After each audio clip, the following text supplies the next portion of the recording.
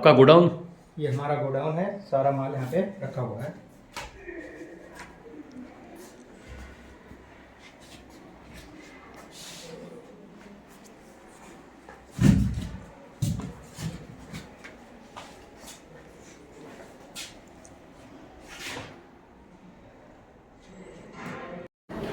શું નામ? गौरवपाल। गौरवपाल। वापस बोलो तो। गौरवपाल। आप यहाँ पे क्या करते हो? कैंटीन का मेंटेन करना पड़ता है, खाने का सारा।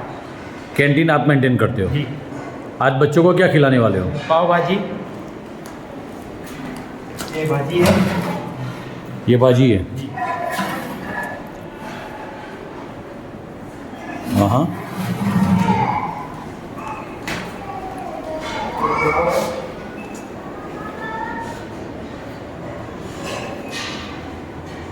गर्मा गर्म पुलाव, साथ में ये पापड़, खिचिया पापड़,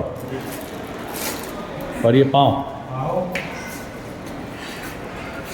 कितने बच्चे खाएंगे आज? 550 बच्चे। और ये छाछ।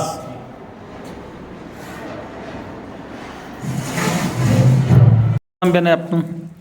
મારું નામ કસોટા સરલાબેન છે. હું આર્ટ ટીચર છું. આર્ટ ટીચર છું એટલે art and craft. Art and ક્રાફ્ટમાં એટલે જે આ બાળકો હાલ જે કરી રહ્યા છે એ વસ્તુ તમે જોડે રહીને કઈ તૈયાર કરાવો છો?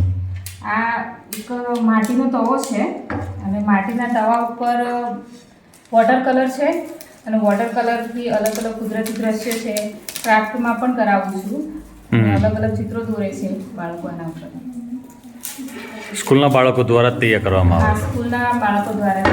આ સ્કૂલમાં દિવાલ ઉપર જેટલા પણ ચિત્રો લગાવેલા છે એ સ્કૂલના બાળકોએ ચિત્રો દોરેલા છે અને જોડે રહીને ગાઈડ કર્યા છે. અને નીચે સ્ટોન પર પણ આર્ટ કરેલું. આજે નદીના પથ્થરો ઉપર જે આર્ટ કરેલું છે તે કરેલું છે એ પણ તમે જે જોડે રહીને કરાવ્યું બાળકો જોડે? કરાવેલું છે. અને જે દિવાલો ઉપર જે ફોટો ફ્રેમ લગાવેલી છે જે પેઇન્ટિંગની, હા, એ પણ ધોરણ 9 અને 11ના બાળકોએ કરેલું છે. જોડે રહીને કરાવેલું છે. એ પણ હું આચાર્ય કન્યા સાક્ષરતા નિવાસી શાળા પોશીના ગિરીશભાઈ પટેલ.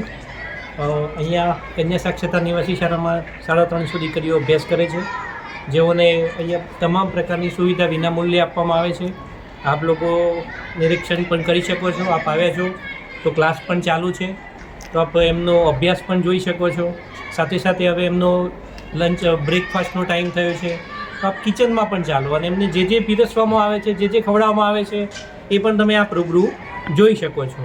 અને આ સંપૂર્ણ સંચાલન અત્રેની જિલ્લાની પ્રાઇવેટ નવલદાર કચેરી શ્રી સક્સેના સાહેબ શ્રી અને ટીડીયુ શ્રી સનોન સાહેબ શ્રી, જેઓની સતત અહીંયા વિઝિટ રહેતી હોય છે, એમના માર્ગદર્શન હેઠળ, એમના દિશા સૂચન, સલાહ સૂચન અંતર્ગત અમે શાળાઓનું કામ કરતા હોઈએ છીએ. અને બાળકોનો સંપૂર્ણ સર્વાંગીણ વિકાસ થાય એવા અમારા અને અમારી ઓફિસના અને અમારા અધિકારીશ્રીઓના સતત પ્રયત્ન રહેતા હોય છે.